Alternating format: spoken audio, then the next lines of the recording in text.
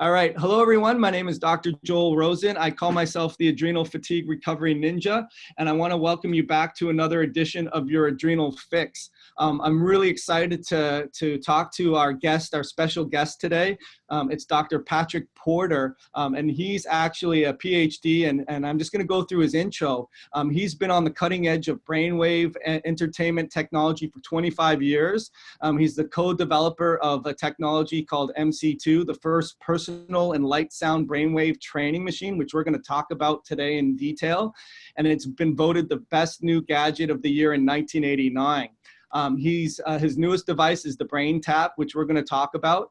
It's distinctly designed to take the Brain Tap technology sessions to the highest possible level with the addition of light and sound frequencies, which are really cool stuff.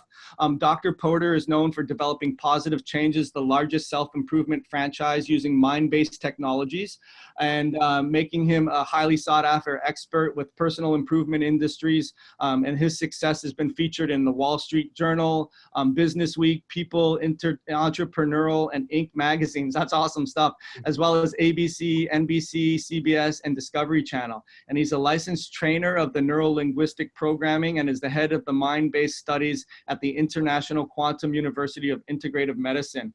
And also he's authored 7 books, if that isn't enough. Thrive and Overdrive, which we'll give you a link to be able to get that for free. And also How to Navigate an Overload Lifestyle, and his bestseller, Awaken the Genius. So I could probably go on, but we got to actually get some content in here today. So, yes. But first, thanks so much for being here, Dr. Patrick Porter. I appreciate that so much. It's great to be here, Dr. Joel. So great. So I met you, it was about a month ago, and we were at a special seminar for doctors, and I got pages and pages of notes and thinking, okay, this is my kind of guy. He's talking about stress. And one of the things that I wrote down, Patrick, was you mentioned that all stress is brain stress. And then you also mentioned that if it's prolonged for too long, we get into something called sympathetic survival syndrome. So can you just explain a little bit of that I'm sorry. Yeah, before we do that, just tell me a little bit about you, because you had a really cool story as well. So I'm sorry to dive right in. I want my audience to know who you are. Well, yeah, I've been doing this for a long time. My dad actually started out as a very gifted alcoholic. And so he got his help. And in the process, there were 9 of us in our family. So we became the guinea pigs for a program called the Silva Method. And Silva taught you how to use your brain and your mind. And so we learned to do that. I was struggling with school myself. I had problems with attention deficit, and really I was an artist trapped in this body that had to go to school. So I was always thinking creatively, and what he taught me was to use my brain, use what they called the Silva sound, which is really, we now know as a brainwave entrainment program. But at the time, we just this weird sounds that you'd hear and would balance the hemispheres of the brain. And what I found out was once I balanced my brain, I was really pretty smart. I didn't really realize that. I didn't really do anything else but learn to relax and go into a brainwave state called alpha. Alpha is a modulating brainwave frequency, which means all other brainwaves, it's kind of like a tuning fork. It improves everything. Everything resonates to it. So the brain kind of works like that. So this alpha brainwave actually helped me in my cognitive thinking and things of that nature. And then I went on to help with light and sound research to create the MC Square, which is a device that was using the light sound portion. We've added the vibrational piece now just recently in the last 5 years because technology keeps advancing. So we keep, and so what I found is that technology has caused us a lot of problems, and we'll probably talk a little bit about that. And when we talk about brain stress, which will kind of get to your question, is right. That when we process something through our senses, through our eyes, ears, our sensations of feeling, some people can be in a very stressful situation, like in war, and they condition themselves that wartime experience becomes their normal state of consciousness. Their body is paying the price, but they don't feel it because that becomes normal for them. They come home from their war, unfortunately, and at first it's really happy and everything's going on. It's exciting. During that excitement, their stress level's still up, but after 2 or 3 weeks, everybody goes back to their normal life and everything like that. And the person that has that high anxiety, that high stress, what we call PTSD, is still operating at the high level. So what they have to do is they have to create that stress in their environment. That's mental stress, not physical stress. They're not stressed anymore. They're sitting at home, relaxed and comfortable. But their brain literally puts their thoughts into overdrive. So they have to start arguing with their spouse. They have to create havoc in their home. They create an environment that they feel comfortable in because they feel more comfortable in stress. And that's what we're talking about, this low-level chronic stress. People don't realize it. And one of the stories I use in the seminar a lot is if you have children, then you know that, especially if they're the age where they have a cell phone and they text you, they're going to want that message responded to right away. If not, they're going to text you again. And we now know the brain literally has a dopamine receptor, just like the rats in the maze that ring the bell, that when we get a text and we respond to it, there's a satisfaction system that happens in the brain. That brain circuit runs, it creates a chemical corresponding reaction. When you think of thoughts are electronic and emotions are magnetic, and these things are happening in our body all the time because we're in this wavelength of light, sound, and vibration. We're living in that soup, in other words. Our brain has to create that chemical corresponding reaction. Well, then let's say that in the past, when I was first in business as a therapist, I used to help people stop smoking. And the whole thing was about, what am I going to do with my anxiety? Well, the reality was that if they didn't have their cigarettes, they cut across 3 lanes of traffic to get their cigarettes, right? Well, now that's the way people are acting about their phone. If they leave home without their phone, they start to get anxiety. In fact, they now have a psychological term called mophobia, mobile phone phobia. So people are afraid that they're going to lose their connection to the world. And this is all about brain stress. I mean, they literally say that if we could take our grandparents and put them in the middle of, Times Square, they'd probably die of neuroshock because there's just so much information going on. And so that's what we're talking about here when we talk about brain stress. Yeah, no, awesome. There's so many questions I could ask you as a spin-off on that. But ultimately, what's happening, and you've mentioned this as well, is in terms of it starts to repattern, and it's almost like a plastic thing where it starts to lay down these roads where you need to maintain a certain amount of stress in order to be normalized. Can you explain a little bit about that? Well, yeah, a lot of people, they now say, well, I'm having a senior moment. Well, the reality is they're not having a senior moment. They now know, science has proven that our brains literally have been redesigned through this neuroplasticity process that we go through, so that our brains now work more like Google than they do in the old days. In the old days, I could remember my phone number, 32807. Everybody had that number of digits. And we didn't worry about writing it down. We just knew all of our friends' numbers. Well, now, if I lose my phone, I'm in big trouble, right? Right. Luckily, I have it backed up. But what happens is that our brain becomes conditioned to its new environment. And so let's say that you remembered something, and they call it state-dependent memories. So let's say that, and this happens a lot with alcoholism and things like that. So an alcoholic drives home perfectly because they have a state-dependent memory of driving home, and as long as they're relaxed and comfortable. But now if a police pulls around behind them, that changed their physiological state. Now they become nervous. Now they start to drive erratically, and they get pulled over and they get a drunk driving ticket. They should have been driving in the first place, but they didn't think that far ahead. But let's go back to memory for a minute. Let's say that you remembered something in the kitchen, and then you go to the living room to tell your spouse about it, and you go, there's something I was going to tell you. Oh my God, I'm having a senior moment. Well, you changed your state from leaving the dining room. So then you go back to the dining room doing what you were doing before, and all of a sudden the memory pops back in. Because just like Google in a GUI screen on your computer, you click the icon, the icon became your living room, which changed the frame, because maybe you go into the living room to relax. So now the brain says, I don't need to know that information because I'm in the living room. So we can train our brain to work better in that area. But what happens is, because there's so much information it's carrying, our brain can only handle 7 plus or minus 2 chunks anyway on a conscious level. So it's going to prioritize what's most important for me to remember right now. And so it's not that you're having a senior moment. It's just because our brain, literally our consciousness, in other words, is recording everything. Before you were 7 years old, basically your body, your senses were like a tape recorder, recording everything, and a video camera. Everything was being dumped in. And then it wasn't really being sorted out.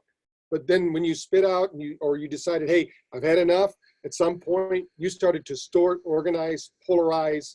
And usually that's based upon, and I was brought up Catholic, so you have to forget the part about, they say the Jesuits have a saying, if they can have the kids till they're 6, they'll have them for life. And this is true with any, you just think about our upbringing, when you're going through your life, there's certain things like, I'm really glad I went to the Catholic school and there's a joke, I survived Catholic school or something. But the reality is that I learned a lot there, but it also fine-tuned my belief system. And whether that's true or not, for me, it's true because that's what I have.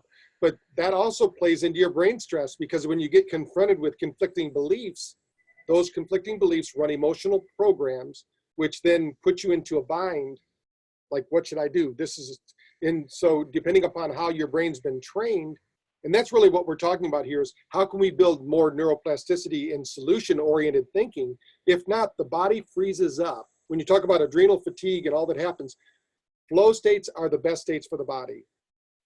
When we're in a flow state, energy is moving, body's producing, doing its thing. But when you get into stress states, anger states, all negative emotional states, the body starts to lock up, freeze. We don't get the oxygen we need. We get the oxidization, all those negative things that happen in the body. And it starts with a thought, because the stressful event isn't really, and I gave the example of flying a helicopter. I mean, they don't just put a pilot into the helicopter seat. They teach them each step. And then the pilot learns all those steps and then goes and does it.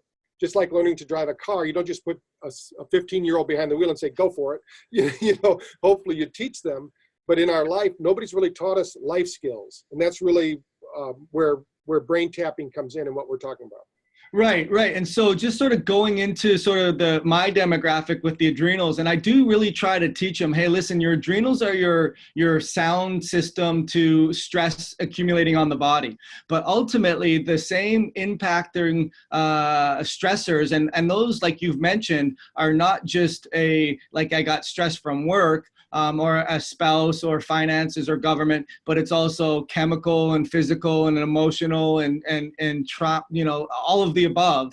But ultimately, what you're saying is that when you have technology that is literally like putting plastic or redesigning the way that our brain is processing and synapsing, and we really, what I tell patients is we create a perfect storm where you have the right set of variables or the wrong set of variables that are almost specifically designed by designers, like where most of Silicon Valley doesn't want their kids with cell phones because they know that these programs like Facebook and having like a like or a comment, it almost reinforces that dopamine dependency. But when you combine that with methylation problems where we inherit a SNP that doesn't allow us to detox, and you combine that with not absorbing your healthy nutrients, or not being able to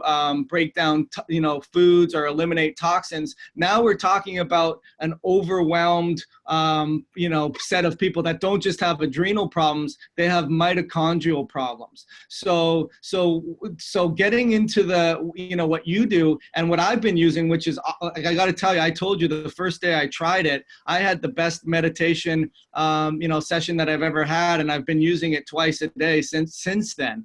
But so let's talk and transition to how these frequencies and being in sympathetic overdrive continues to get that negative spiral or that avalanche that needs to be broken that a lot of people aren't looking at. Right. Part of what you're talking about is the advancement of science that's proving out some of these theories we're talking about. Right. They now know that our thoughts literally can change 2,000 or more gene expressions. So even if the potential is there for them to clear these out, but if they're thinking the wrong thoughts or under the wrong stress, whether that is chemical, emotional, or physical, of course, we focus a lot on the thought part of it, but you can't think your way out of a bad emotional or chemical situation. You've got to do both. I believe that you always have to do it, the whole package. You have to look at the system as a whole, it's not just one thing. So what happens within the system is, I'll use it kind of the flip of that. Let's say you're taking all the best nutrients, you're doing everything you need, but you're not working out and you're not thinking the right thoughts. those nutrients are going to be flushed through your system. Number one, because high stress causes the digestive system to really not function. It's almost like a car that's half on, half off, because you're in fight or flight. The blood's moving from your gut where it needs to be to digest food. It's moving out to your limbs because it thinks you're being chased by a tiger or whatever. And that's where we talked about why zebras don't have ulcers, which maybe I should kind of tell the audience a little bit about. Yeah, it's a great absolutely. book. You can see it on YouTube as well. You type in why zebras don't have ulcers. But think for a moment, if you're a zebra in the Serengeti, you don't have to be the fastest zebra. You have to be the second slowest, right? Because the slowest zebra is probably going to be lunch. But every day they get up, and unlike us, they get up and it's really life or death. They could be in a situation today that's their last day. So, but what they found was zebras, once they're being chased by that lion, a lion has a very short, most of the time they're laying around, just watching the scenes. But then every once in a while they jump up, they go for a sprint, and that sprint lasts less than 45 seconds.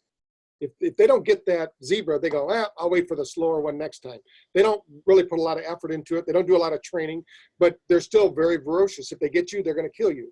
But then what they find is the zebra runs runs pell-mell to get away from that lion.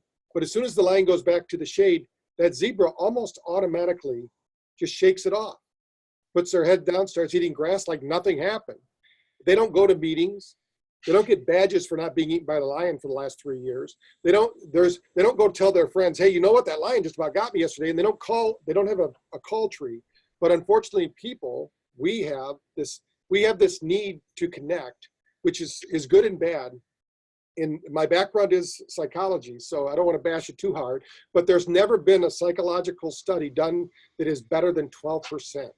The placebo's 43. So that means if you talk about a problem, what you've really done is you've reinforced it, because your subconscious doesn't know the difference between real or imagined. So when you have a stressful event and then you relive it, they now know through science that our body literally is wiring and firing around that concept.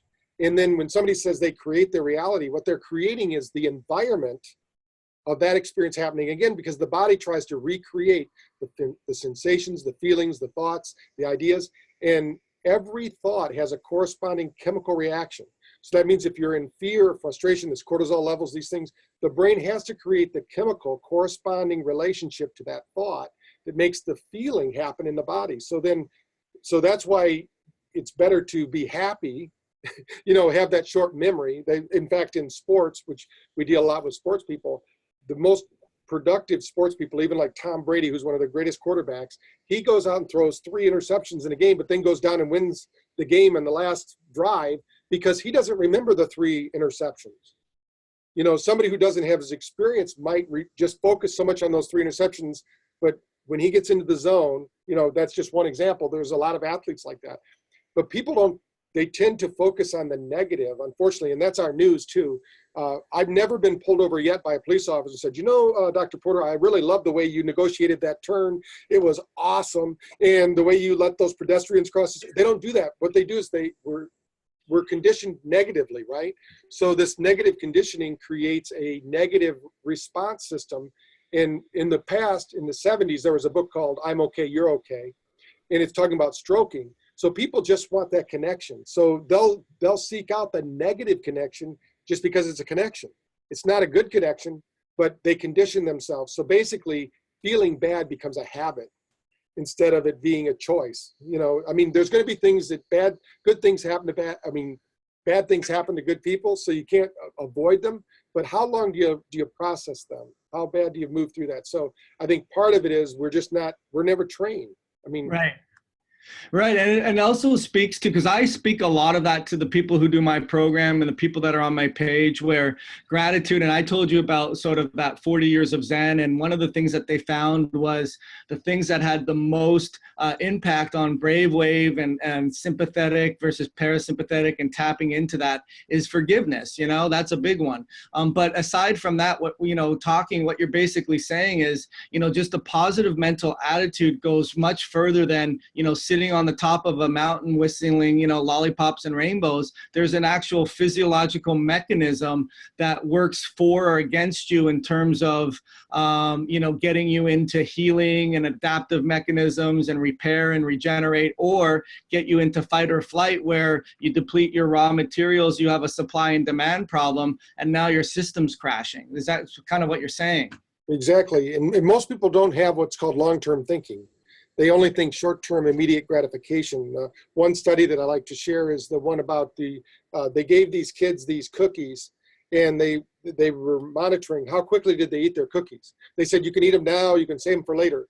They found out that the people that saved them for later, when they tracked them through high school and then on into college, they became so much more successful, and they realized that they had delayed gratification. When you have immediate gratification needs, you can make some really bad decisions because you don't think about the long-term ramifications of those. Like, let's say you're under stress. You go, you know what? If I have a couple beers or a bottle of wine or whatever, I feel better. Well, eventually what happens is that becomes the addiction. But the real addiction isn't any of those things. The real addiction is, what was I doing to get out of stress? Right. Yeah. And so with the real addiction is the stress. They don't realize that because they thought it was a symptom of something. And really it's not the cause, it is the symptom. But what's eating them? Is their life not working? Do they have a plan? Do they think about the future? There's a lot more that goes into it. And I think that again, it goes back to flow. And what we know is that when people are in movement, like when we do our HRV scans with people, which I know you got to experience, when we test people who are martial artists, who are into dancing, yoga, people are into breathing. Think of it, you can't dance and hold your breath. I mean, you'd look like, the 7th grade dance that you went to as in junior high, because everybody's freaked out, they don't know how to do it. So it's all about flow and breathing and being a part of the system. And once you get into that, and then you start taking the right supplementation, you start thinking the right thoughts, you start getting the adequate rest, the body knows how to adapt to its environment, but only if we get rid of the interference that's there. And, whether that's a physical interference where you're doing it with chiropractic care and getting the body in alignment, or you're doing it with supplementation where you're getting, the right supplements in the body. We can't get the right supplements from the foods we're consuming. Even if we tried our very best, went to Whole Foods every day and bought it in the organic, there's just not enough nutrients there. So we got to do something. Where our thoughts have to be maintenance. Every day we are in, really, we're either, I call it Tai Chi for the mind, because you never want to fight force with force. So, but when I go into the airport, I'm assaulted by CNN. And I travel a lot, so I try not to watch CNN, because if I'm really too happy, all I have to do is turn on CNN, and I'm depressed in moments, because all they're going to tell me about is things I have no control over. I mean, it's okay to know about those things, but don't dwell on them. Don't perpetuate those thoughts. I've been accused of not knowing what's happening in the world, because if you get too tied up in that, you just don't take care of your own self. So I think it's better to take care of your home, your family, your community that you live in, and the rest will take care of itself. I might be naive in that way, but it makes me sleep better at night. So that's what I'm focusing on. Well, I think it really speaks to the fact that, so I come from the other side in terms of some people are just, there's anxiety that runs in the family, and there is mood disorders and addictions and compulsions, and there really is a genetic susceptibility. And so that could mean your COMT or certain enzymes clear quicker. And when they clear quicker, there's not that dopamine or that neurotransmitter to be around. So, you can put any type of a holic on the end of someone that has a dopamine problem, right? But, for the same reason that dopamine hangs too much, you can still have those same anxieties where you have a slow enzyme and it doesn't clear as quick. And then you put on top of that, not absorbing your nutrients, so there's no proteins to even clear out. Then having upregulated, neurotransmitters that are excitatory, that don't even go down that pathway, having iron deficiencies. So I try to work on the whole picture, like you mentioned, in terms of, well, let's understand the genetic susceptibilities. Let's keep your blood sugar stable. Let's, fix the gut and heal the absorption and detoxification. But back to what you've designed, and which I'm so excited, is the fact that there is a tool now that you've been using that helps, not just because I've had a meditation patient that, you know, said, well, I've been meditating for years, but this is sort of like meditation on steroids in terms of, well, that's an oxymoron too, because you want less, force. But anyways, tell us a little bit about how the frequencies and there's certain kinds of frequencies that help us get into certain wavelengths, and why, the tool of a brain tap where it uses visual, and auricular stimulation. Tell us all about that, because, it's fascinating. Okay, a few things for the listeners is that, first of all, we are light, sound, and vibration. That's what we respond to in the universe. So what science has now shown us, that if we put in certain frequencies into the brain, and they're very specific frequencies, that the body responds to it. Just like we know that we respond when we go to the top of a mountain, it's a 7.8 hertz frequency. They call it the Schumann frequency. If we go near the ocean, it's a 10 hertz frequency. That's an alpha frequency, healing frequency. So that's why we feel good when we go to these places. If we go to the symphony and we're sitting there relaxing, we don't know why we're relaxing and feeling good. That's because it's probably Baroque classical music, 10 hertz frequency. So what we've designed at BrainTap is that we use light through the eyes. The eyes are closed. And the reason we're doing it with the eyes closed is it's a lot of energy. Light, our body is, think of us like a photic being. We're actually absorbing light all the time. And that light is what turns on or instructs the mitochondria what to do in the cellular system of the body. And we don't have time to go into all of that, but you did a good job explaining it earlier anyway. So as the light comes into the brain, our brain has been, think of it like a bowl of jelly, and we've been knocking it around our whole life.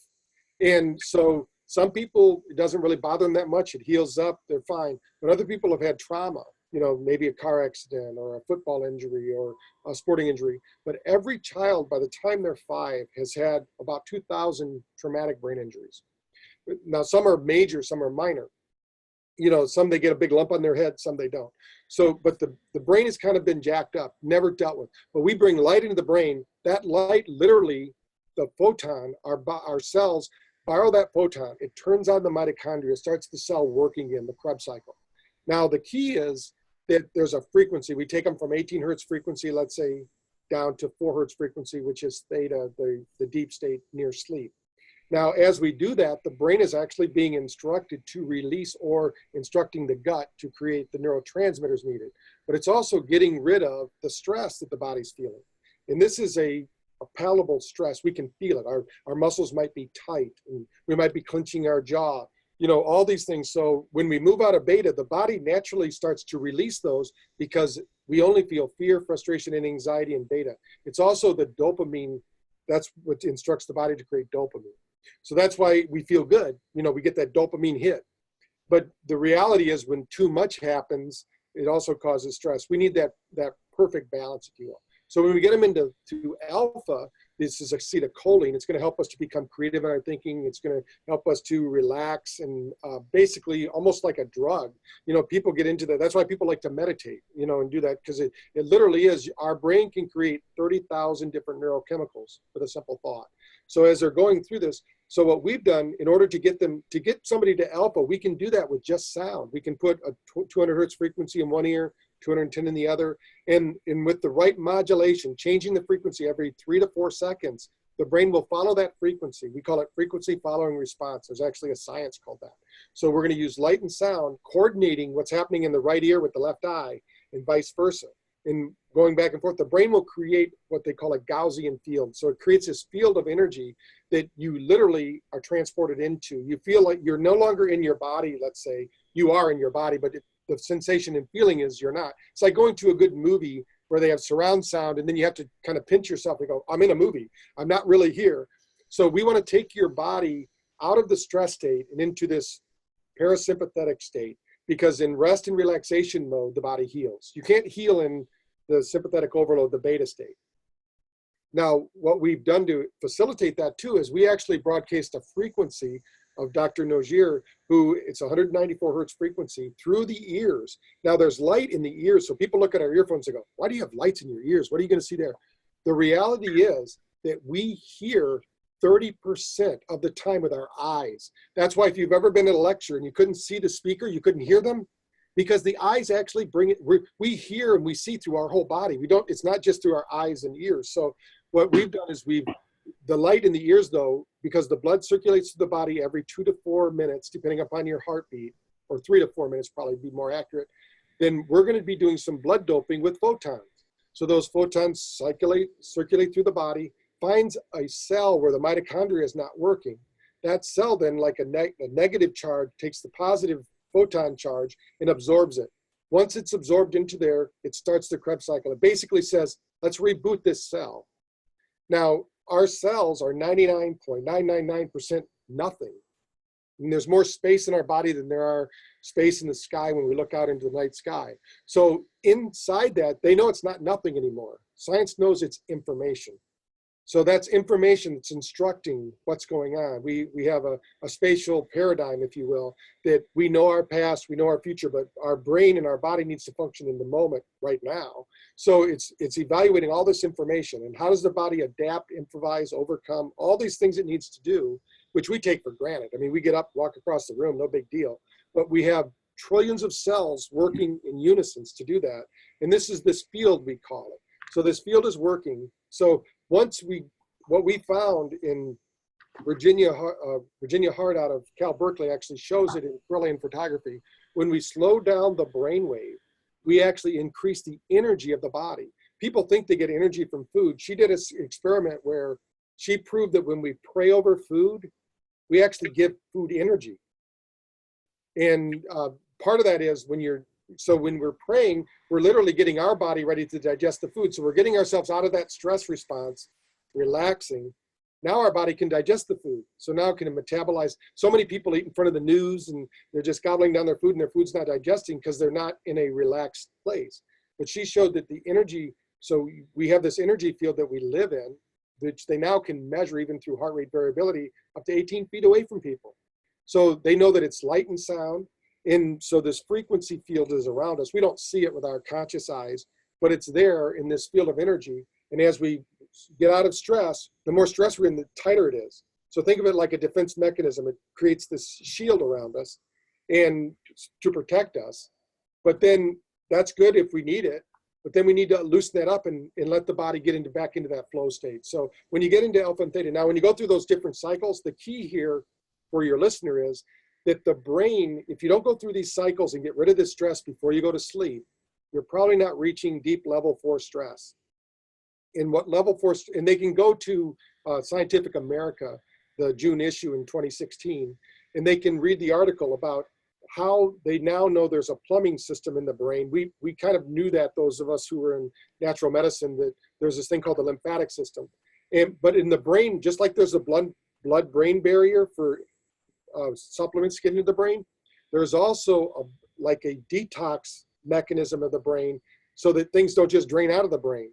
But the brain only drains of its detox when you're in level 4 sleep, or you have something called leaky brain, which is just like leaky gut, which can be damaging. So, but if you get this deep level 4 sleep, which should happen 3 to 5 times at night, your brain naturally detoxes.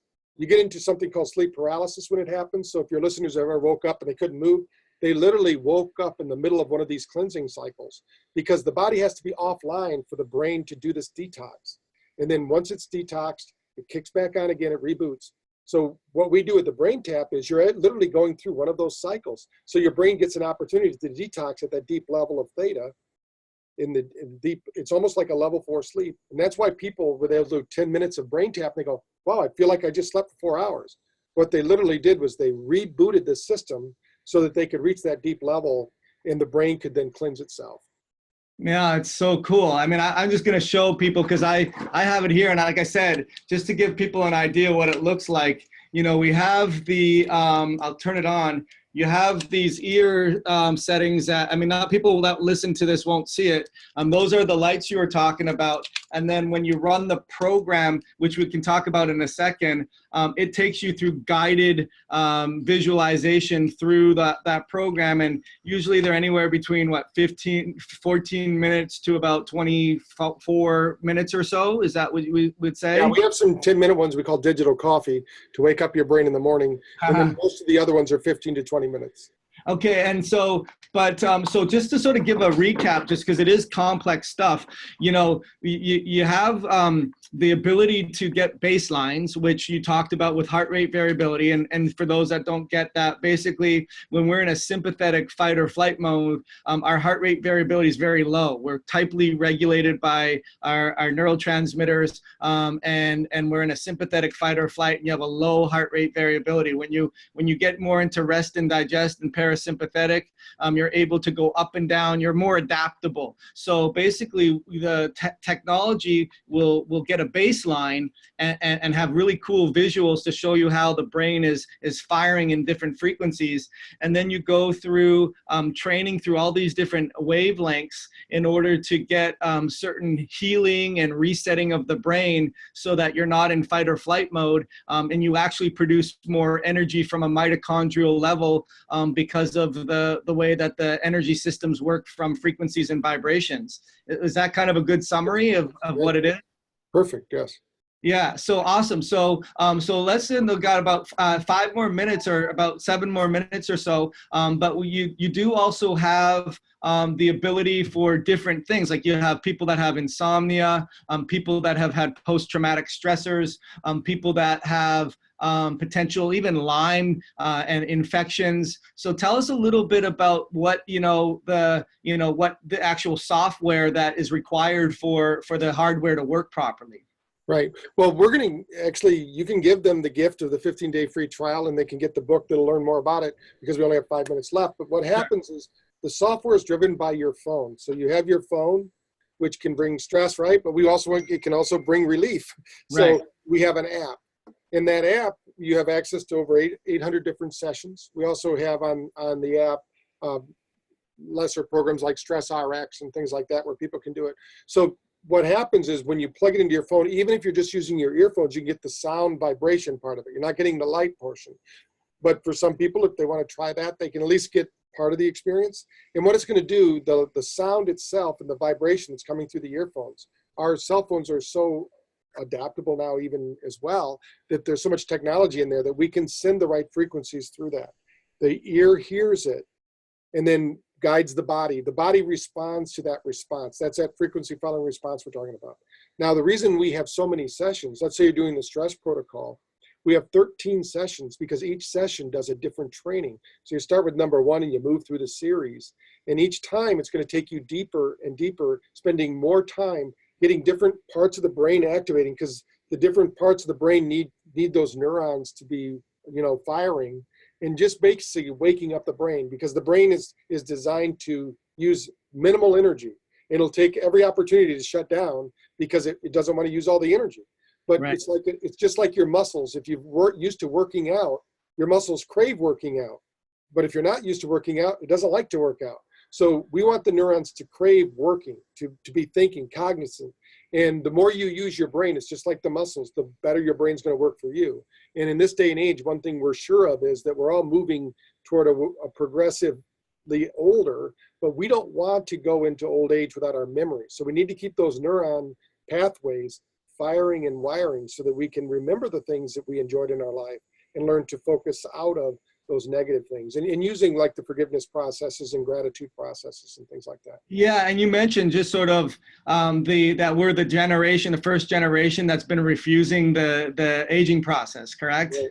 Yeah, I mean, well, we just spent a week with our grandkids on vacation, and I don't ever remember my grandparents getting out in a boat with me or swimming or canoeing, they would sit on the bank and watch the kids play. Well, right. Our grandkids don't want that. We don't want that. We want to be able to play, and I want to have access to my faculties and my body. And so that means I'm going to take better care of myself. Right.